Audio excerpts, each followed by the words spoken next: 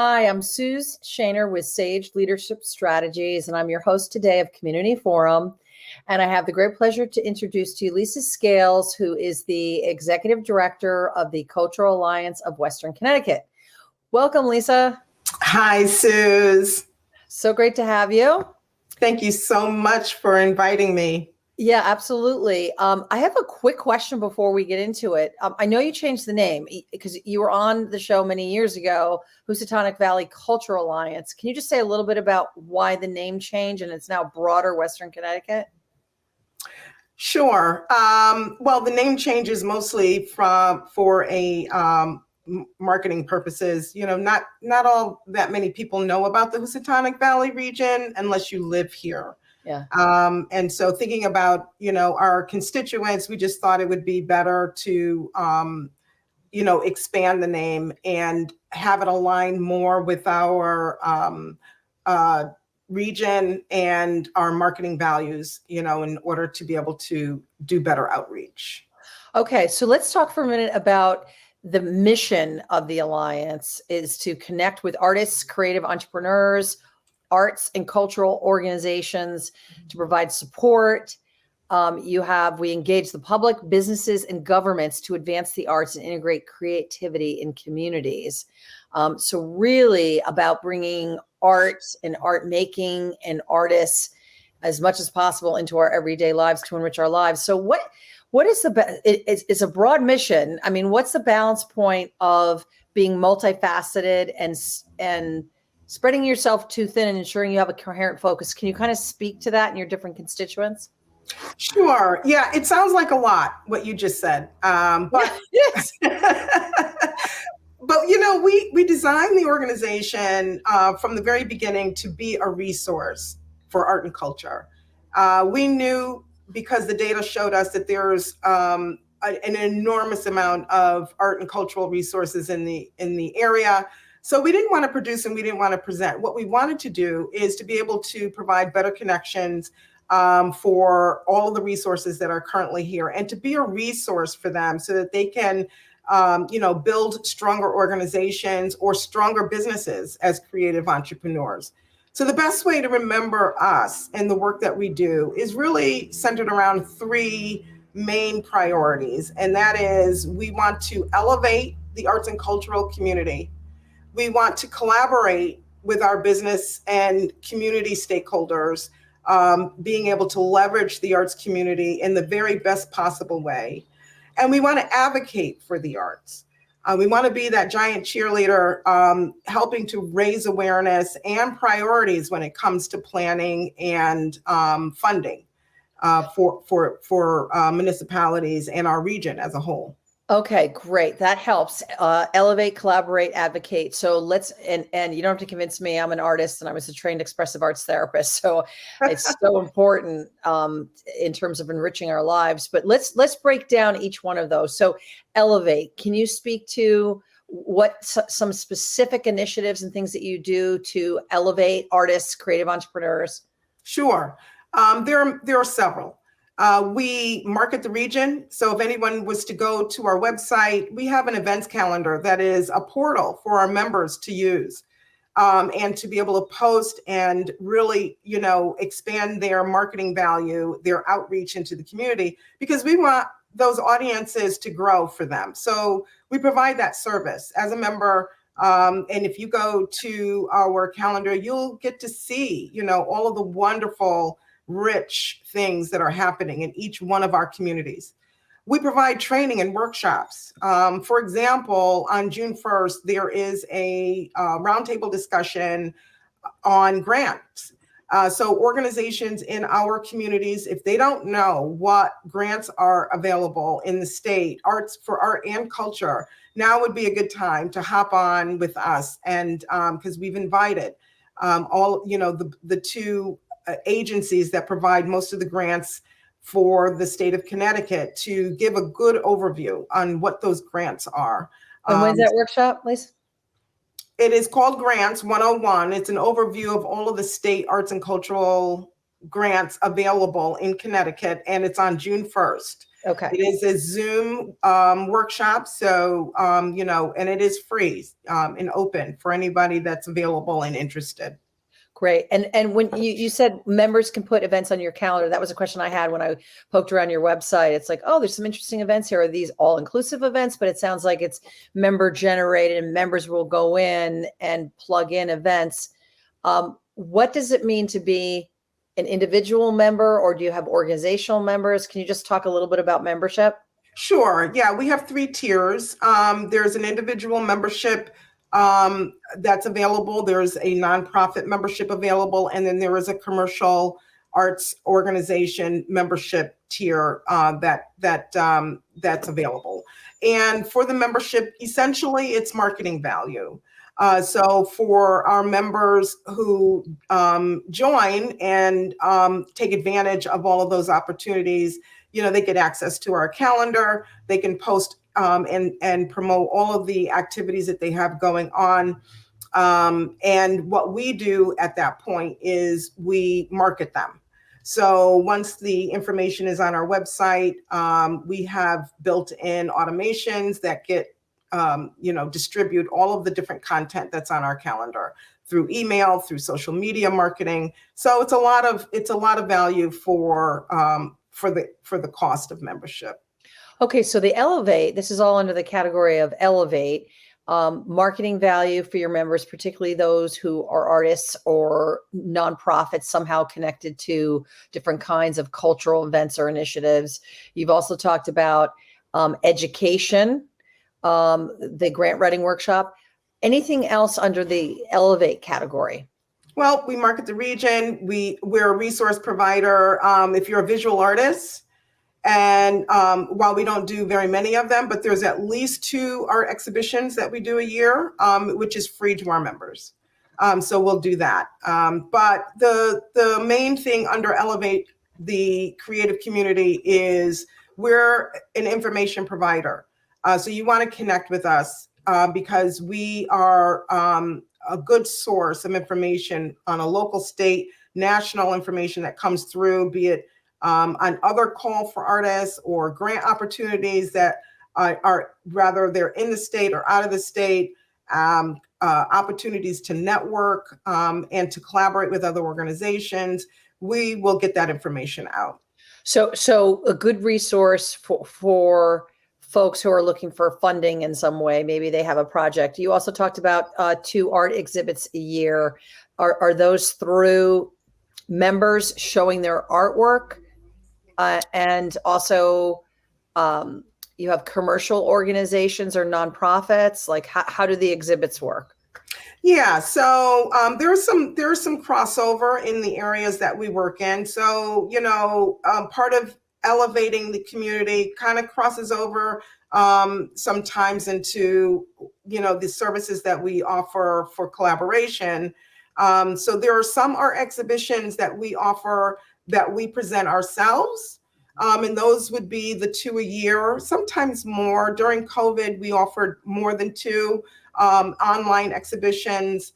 And they are mostly for visual artists, 2-dimensional visual artists that want to share and show their work. We've got one coming up called Come As You Are. I had to remember what name it was because we've got a few exhibitions open right now. Come As You Are is one. We've got another one with the Juneteenth event that's coming up this coming month. A coalition with Western Connecticut State University and the NAACP called Liberation. That is open right now. We're kind of co-sponsoring that and managing the art exhibition. And it's really open to any artist. Members often are able to participate for free.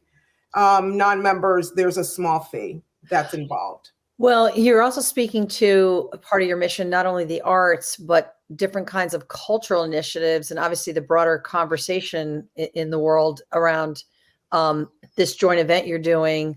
Can you also talk a little bit about the Walk in Their Shoes initiative that you are working on? Yes, I'd be happy to. Walk in Your Shoes is something that I created as a response to the horrible murder of Mr. Floyd. We, like so many organizations, felt a need to want to do our part to be able to address issues related to race and equity and justice. And so Walk in Their Shoes is what we refer to as a gateway foundational program that we offer art organizations and really any business leader that wants to get a good foundational understanding of some of the issues that we still face related to race. And it's a 3-month program, 16 hours program. Really, we're creating space for these very concerned leaders to want to get into a room and talk about some very difficult and sensitive issues. And so we'll be starting up a cohort in the fall for that. And it's going well because we're building a nice network of probably about 45, 50 people that have gone through that program, and we'll continue to offer it. In fact, we're building up on that program, Suze, and we'll be offering a deeper dive for those individuals that have already gone through a gateway program that we're calling Walk in Their Shoes Masterclass. And that will be a 6-week program for those that want to participate. So Lisa, this is interesting because I've been involved in some, especially right after that, in the middle of the pandemic, some online forums in the greater Danbury area, just people in the community talking, dialoguing on that. So this Walk in Their Shoes is an online course, and is it open enrollment? Can anyone sign up for it? Anyone can sign up for it, but there is, we have various different sign up periods. So there's no enrollment going on right now. We'll probably open up enrollment again in late summer for the fall. Okay. So once it opens and we fill those slots, then people need to wait until the next time that we open it. Okay. So how many people do you cap it at? 15. We keep it small. Yeah, that is so it's an intimate experience. It's an experience. It's a great way to put it. Yes. And we've gotten some great feedback from people who have gone through it, in that, it's designed for people to really do a lot of introspection and to take the time to really, unpack what the effects are of a lot of these complicated issues. And yeah, it is very complex. And how many times a year do you run it? Well, right now 3, but we'll probably move to twice a year next year. And then do you offer it to area organizations? I mean, this is open enrollment, but do you offer it to area organizations as well? Yes, this is open to anybody. We focus on arts community because, of course, those are our main constituents that we're providing service to. And so preferred seating is given to arts and cultural groups. But this is open to everybody. We don't say no. If there's room, anyone can be involved. Okay. All right. So we've talked a little bit about your Elevate focus. What about Collaborate? Can you speak to different initiatives that you have in the collaborative space, because you cut across, the public, businesses, nonprofits, government? Yeah, we are very serious about wanting to use our position in the community to be able to bring the different sectors together in order to really integrate the arts in our communities. So we have a program, our visual arts program, where businesses reach out to us if they want to involve, the creative talent that we have around us in their business. So, for example, we just opened up a show, a sculpture exhibition at Aquila's Nest in Newtown. This is a great example of a collaboration with a business leader in our community who wanted to include the arts community for the experience that they want to bring to the vineyard.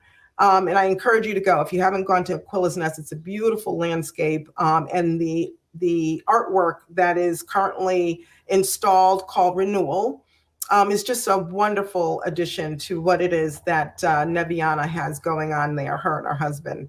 Well, that is, just for our viewers, I mean, that is an incredible location, really in the country, tucked back, beyond a residential area in Newtown. We were saying, I don't know if it's Aquila's Nest, but whatever the name is. Yeah. And they had this gorgeous vineyard with all of the grapevines and everything. So they make the wine there, they grow the wine there.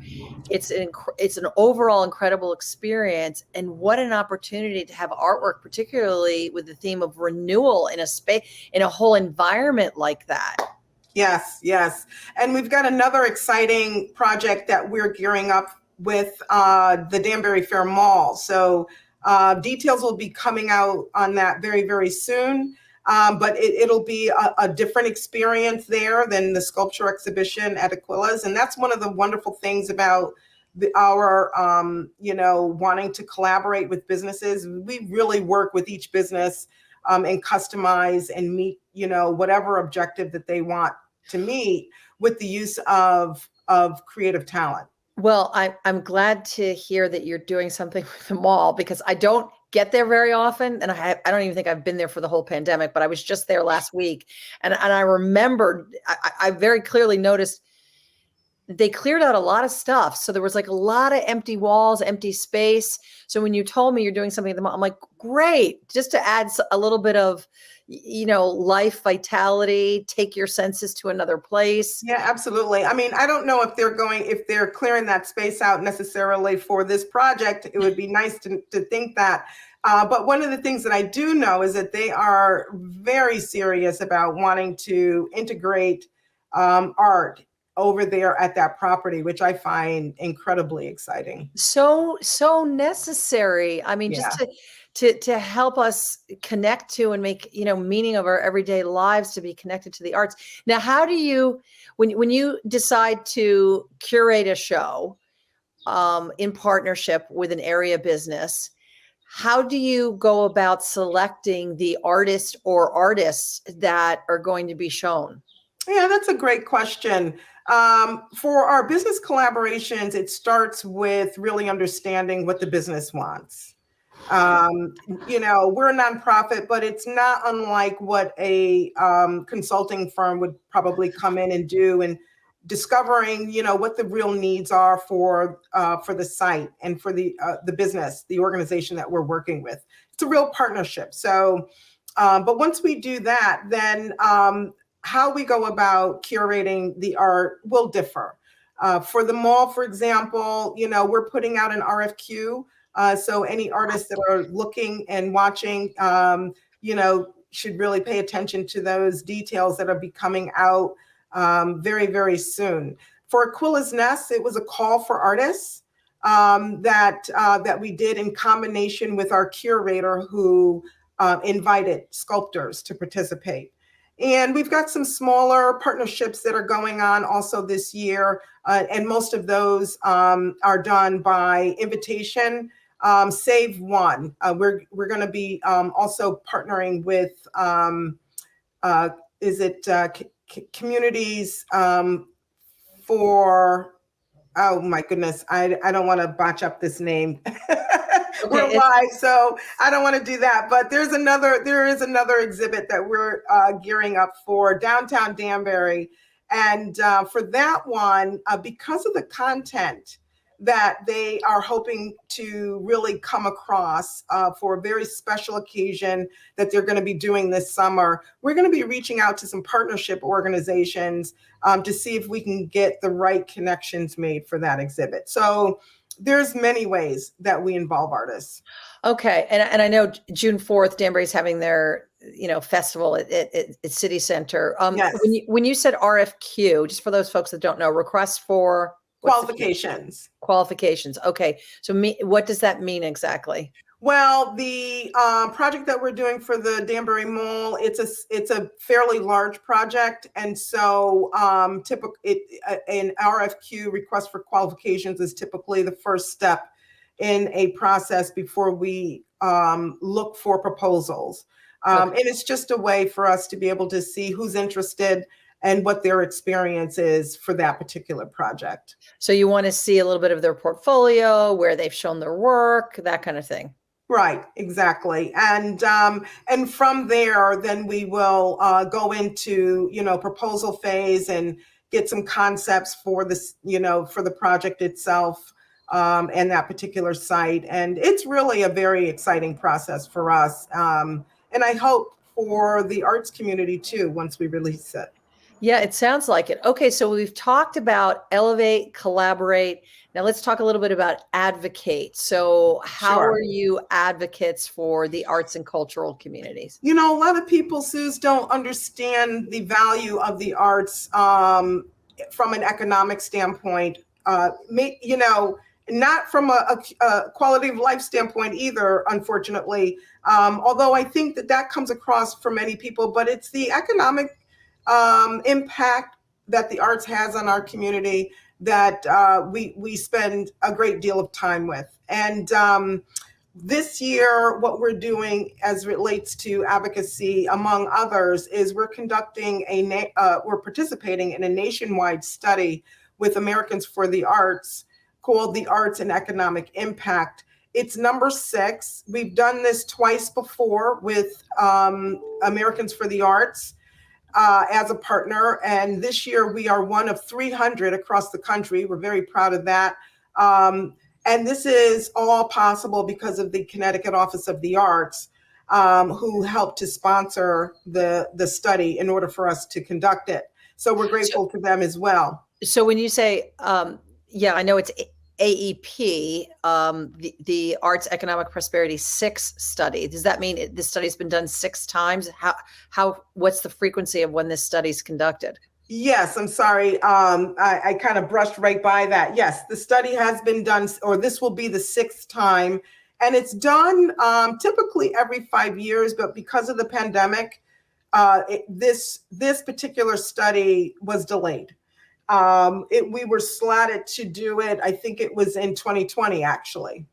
But because of the pandemic, it's been, delayed until now. So, and the first 2 times that we did it in partnership with the Cultural Alliance of Fairfield County, which is one of our sister organizations around the state. And that was a really great experience. But this time around, we're doing it on our own because of the support that we got from Connecticut Office of the Arts. And what that does for us, Suze, is huge, because we get to study the economic impact of all of the arts organizations that are participating this year. So what that means is that, if you're a art goer and if you happen to attend a theater performance or a gallery opening, you may see us there, and we're going to ask you some questions. And we're hoping that people will cooperate and be okay with us being able to conduct this study with them, because we sure do need the support. Well, they can also, because I went on your website and I took it. You can also do it right on your website as well, right? Well, there's 2 different studies. Okay. One is for organizations, and we do need organizational, input on from different groups. And yes, that study can be taken.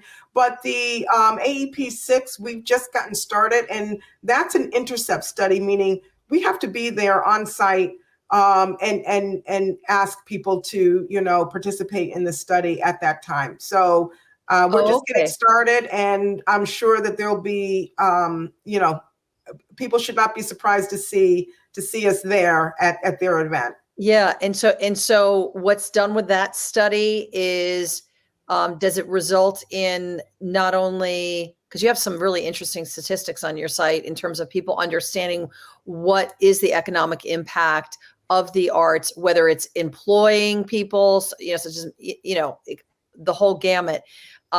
So is that the outcome of it, or does it also result in some federal or state funding? Yeah, I mean, the implications and results of the study are huge. Yes, we get to report out once this is done, and it'll be probably later 2023 when the study is complete. But we get to report on, how much tax dollars were spent as it relates to the study by the people that attended, all of the events. And how are you funded, Lisa? Well, we're funded several different ways. A lot of our funding comes from state of Connecticut. We are a designated art regional service organization is how they refer us. And so they support us quite a bit. Connecticut Humanities has funded us this year. We're grateful for that. But we're also funded by corporate contribution and from private donors. So okay, so you really have both government, business, individuals, and so folks participating in this survey is really important so that potential funders can have an understanding as to what really the needs are and where do the funds need to go. Yeah, I mean, just give you an example. The last time that we did this was the AEP5, and the AEP5 showed that 166 or a little more than that billion it was $166.3 billion industry. Wow. You know, how many people know that? You know, 63.8 billion in spending by arts organizations. I mean, that's incredible. Those numbers really speak to themselves. I mean, I feel like we could have you on the show again because there's so much to talk about. Yeah. We've got like 1 minute. Okay. So in that time, yes. Can you give our viewers just like a couple of highlights? You already mentioned the Danbury Mall, but some upcoming, anything else upcoming that's exciting? Yeah. Well, I also mentioned the grant workshop. So those that are listening, if they're interested in that, we've got our partners are doing the street festival. You already mentioned that. Make Music Day is also this coming month. Oh yeah. And I have to give a shout out to a really interesting event that's coming up at the end of July 29th. Save that date. We're doing the art of plating. It is going to be all about pretty food and great food. And we've partnered with the Todd Maserati Alfa Romeo car dealership for that in Danbury. So it's going to be a great media event, high energy, live music, beautiful food, partnering with, you know, one of our flagship dealerships in Danbury. So that sounds like so much fun. And that's a Saturday, right? No, I think that's a Friday. Friday the 29th. July Yeah. 29th. Yeah. Okay. Sorry, I didn't look at a calendar here. Okay, great. So if anybody was interested in anything you mentioned, getting involved, whether they're an individual, an organization, a business, a nonprofit, how would they contact you? They could go to our website, Suze, and that's CAWCT.org. So www.CAWCT.org, which is short for our acronym. Okay, great. Thank you so much for coming on the show, Lisa. Thank you for inviting me, Suze. It was a lot of fun. Absolutely. I'm Suze Shaner. Until next time, thank you for joining us.